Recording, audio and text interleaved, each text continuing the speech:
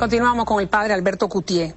Alberto, vamos a hablar de los detalles de Ruama, que le dicen Bunny, para aquel que no sabe, es el nickname de la esposa del padre Alberto, la mafia rosada. Cuando tú dices que hay una mafia rosada, yo te voy a citar unos cuantos pasajes del libro y tú me vas a abundar.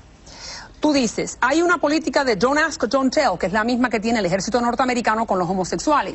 No preguntes y no digas. Si tú no dices, yo no pregunto, y viceversa. Hay una mafia rosada que protege a la Iglesia Católica y esa mafia se compone por gays, sacerdotes que viven en el closet y que ocupan todos los niveles de la jerarquía eclesiástica.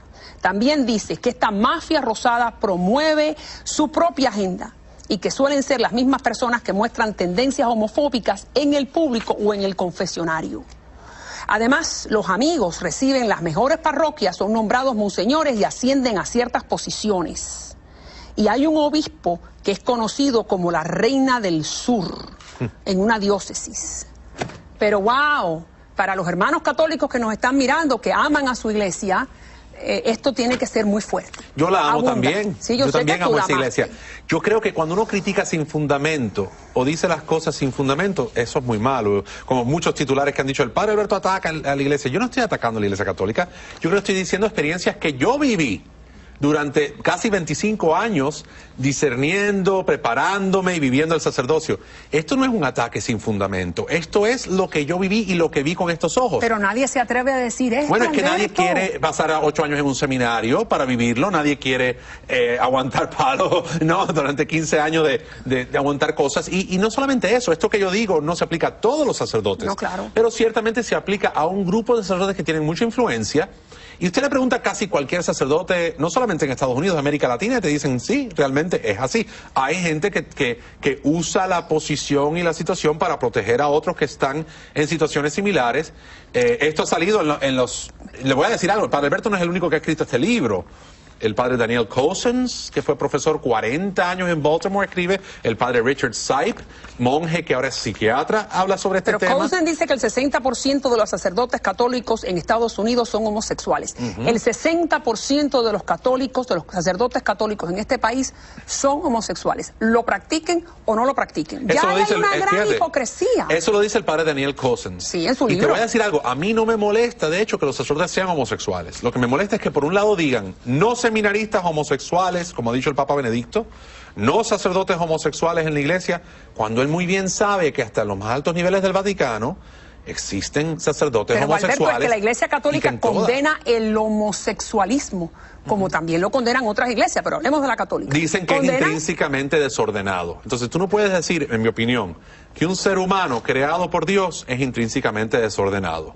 Porque yo creo que eso en sí es un desorden. O sea, si Dios nos ha creado a todos diferentes, si tú ves los árboles y todos los árboles son diferentes, y ves las aves del cielo, y ves el mar, y ves todo, y todo en la creación es diferente, porque un ser humano que tiene orientación homosexual es intrínsecamente desordenado. Pero aparte de eso, estamos hablando de la gran hipocresía que demuestran estas palabras. Y tú me estás diciendo que hay un obispo que le dicen la Reina del Sur y que en el seminario había un alto grado de homosexualidad en el que ya tú estuviste y de promiscuidad, y que el rector tenía un amante seminarista, esto está en tu libro, y que el obispo tenía algunos amantes seminaristas.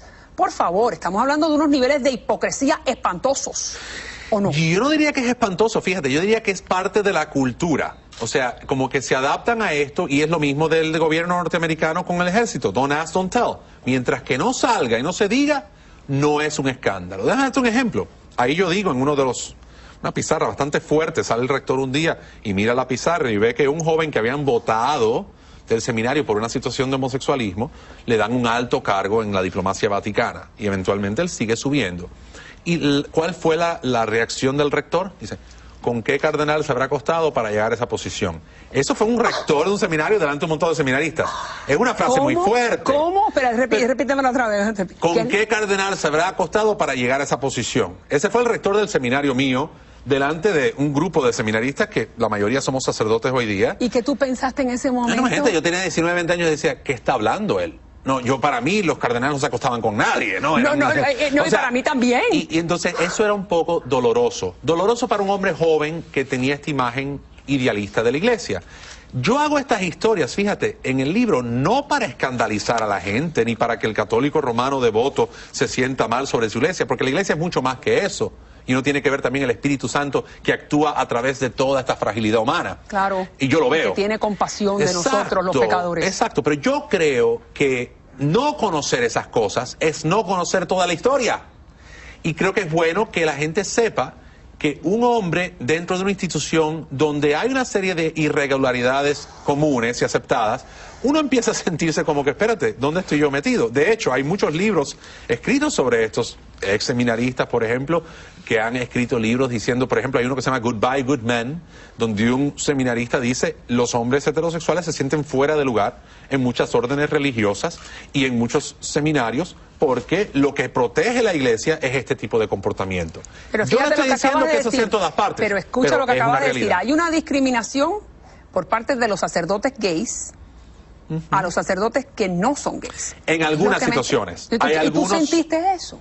Yo no sentí eso, fíjate. Yo sentí que los sacerdotes homosexuales o los seminaristas homosexuales eran mis compañeros, que tenían sus situaciones, que algunos de ellos siguen teniéndolas ahora como sacerdotes, y simplemente uno vive en esas situaciones. Pero tú me estás diciendo entonces que en este momento, en esta ciudad, hay sacerdotes católicos que eran amigos tuyos, que eran amigos, bueno, que eran cercanos porque estaban contigo en el mismo servicio, que tienen amantes hombres. Eso es lo que tú me estás diciendo. Yo no voy a opinar de la vida de más nadie, pero te puedo decir que realmente que eso ha existido siempre desde que el mundo es mundo. Que hay sacerdotes heterosexuales que viven el celibato, hay sacerdotes homosexuales que viven el celibato, y hay quienes de ambas orientaciones no viven el celibato, pero siguen siendo líderes. Te voy a dar un ejemplo. El otro día estoy en mi parroquia, la Iglesia de la Resurrección, mi iglesia episcopal, estoy preparándome para una clase de adultos. Viene un sacerdote de Colombia, con su novia de la mano, párroco de una iglesia grande en Bogotá, y me dice, mire padre, yo soy casado civilmente, su obispo no sabe que él es un hombre casado, pero él sigue siendo sacerdote católico romano en una iglesia prominente en Bogotá, y él es casado. Pero Alberto, lo que me estás diciendo va completamente en contra de los preceptos de la Biblia, donde lo que tiene que haber es transparencia. Sí. Si yo soy católica y yo considero que la persona que me está dando la misa está siguiendo una serie de preceptos morales y que es célibe, porque eso es lo que dicta la iglesia, entonces si no lo es, ¿me está mintiendo o me equivoco? Sí, le está mintiendo, se está mintiendo él mismo y a Dios. Yo creo que, mira, por ejemplo, en el caso mío la gente dice, no, pero imagínate que tú traicionaste a tus feligreses. Yo decía, ¿sabes? Yo nunca lo vi de esa manera. Yo creo que yo me traiciono a mí mismo cuando tengo que vivir una vida doble. Cuando tú no puedes decir abiertamente, mira, yo estoy enamorado y quiero vivir. Lo único que yo lamento en todo este proceso, realmente, es no haber salido antes, que los paparazzi me vieron aquel día en la playa, a decirle a la gente, ¿saben qué? Yo estoy enamorado de esta mujer, yo ya no pienso que muchas de estas ideas, porque no era solamente el celibato, una serie de ideas. Yo no creo que una pareja que usa la píldora, o se atan los tubos, o hacen una vasectomía, o es divorciada, o están divorciados, que están cometiendo pecado mortal. Yo creo que hay gente que simplemente no cabe en ese cajón, pero siguen yendo ahí a la iglesia y comulgan.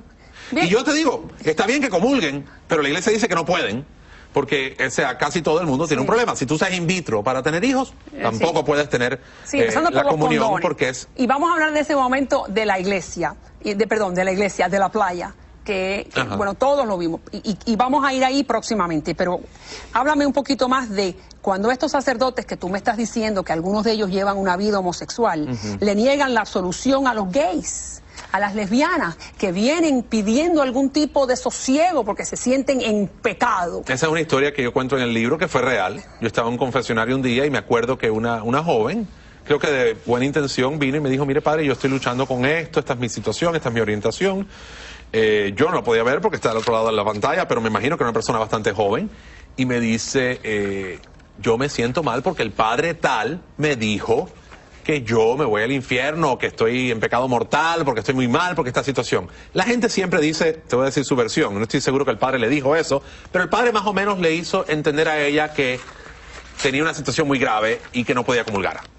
Y cuando me preguntó a mí, y le digo, bueno, ¿y qué pasó? ¿Cómo fue que pasó esto? Porque empezó a llorar y eso. Le digo, pero porque era una ¿quién niña te gay dijo que esto? Se sentía lesbiana. Y sí, de repente me dijo, el padre tal, y me dio el nombre del padre. Y de verdad, yo no le dije nada a ella.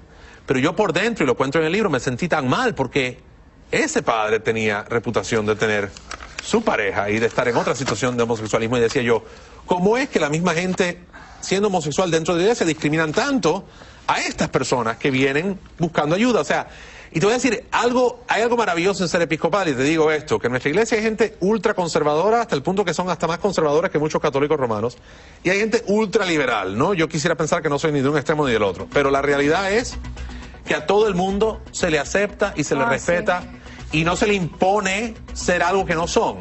Y si hay un sacerdote que es homosexual, se sabe que esta persona por lo menos se compromete o al celibato o a vivir en una pareja decentemente, y no hay esta promiscuidad de ir visitando los clubes gays. Porque hay que recordarle a los amigos que nos están mirando que los episcopales, la iglesia a la que pertenece Alberto ahora, permite que haya obispos gays, que haya... bueno, tenemos uno que es abiertamente gay, y digo yo, bueno, ok, tienes uno que es abiertamente gay que lo dice, pero aquí tienes decenas de ellos que lo son y están enclosetados, ¿no? Así que, ¿cuál es la diferencia?